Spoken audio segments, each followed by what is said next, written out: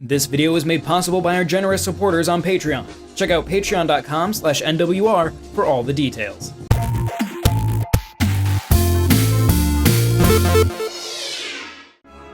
Ni no Kuni is a long adventure, and thus I haven't finished it yet.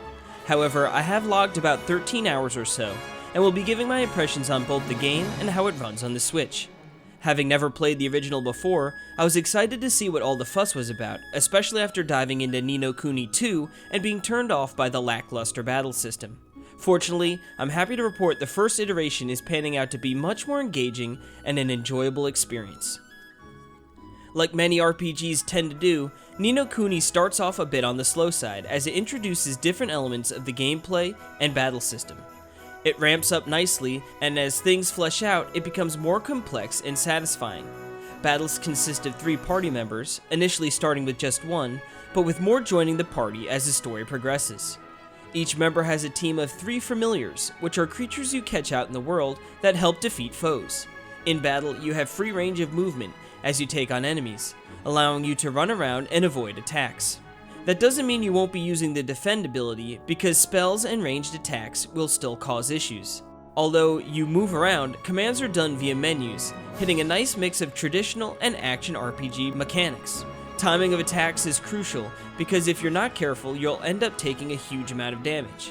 On the flip side, properly timing an attack can counter an enemy, giving you a nice advantage. At any time, you can switch between controlling one of the main characters or their familiars, so at any given point you have 12 different options.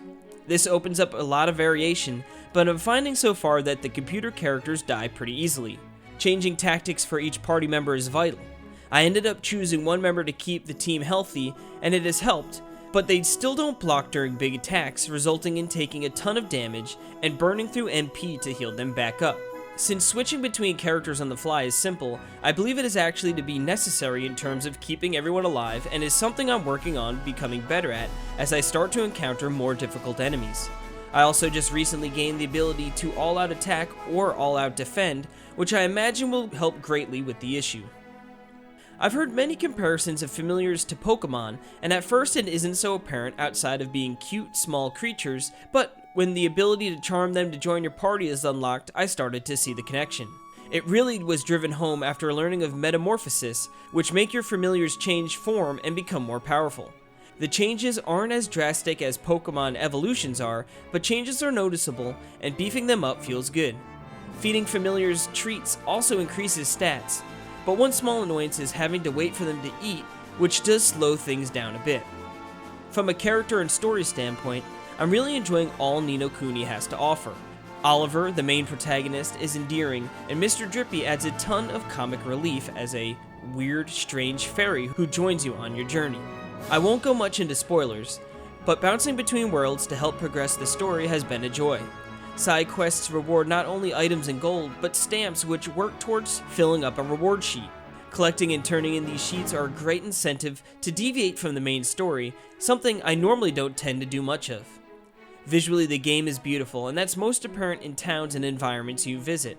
In both handheld and docked, it runs smooth without slowdown. It did crash once while I was saving, losing me about an hour of gameplay, which was frustrating.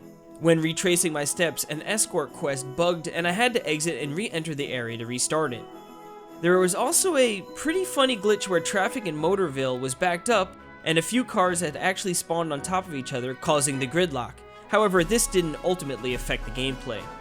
And since writing this, I actually encountered another instance of the game crashing while saving, bringing the total up to 2 crashes so far.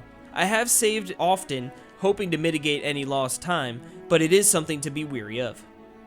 Ni no Kuni will be fighting an uphill battle, releasing against the likes of Link's Awakening and Dragon Quest XI to name a few, but for those who haven't experienced it yet, will find no shortcomings of enjoyment.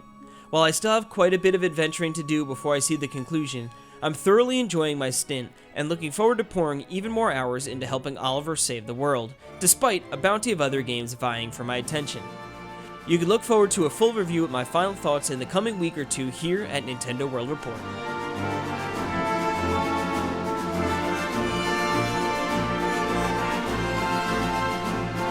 This video was made possible by our generous supporters on Patreon. Did you know that Nintendo World Report is funded directly by fans like you? When you support Nintendo World Report on Patreon, you get immediate access to multiple exclusive podcasts every month, exclusive Discord channels, an early look at select content, and more, all for as little as $1 a month.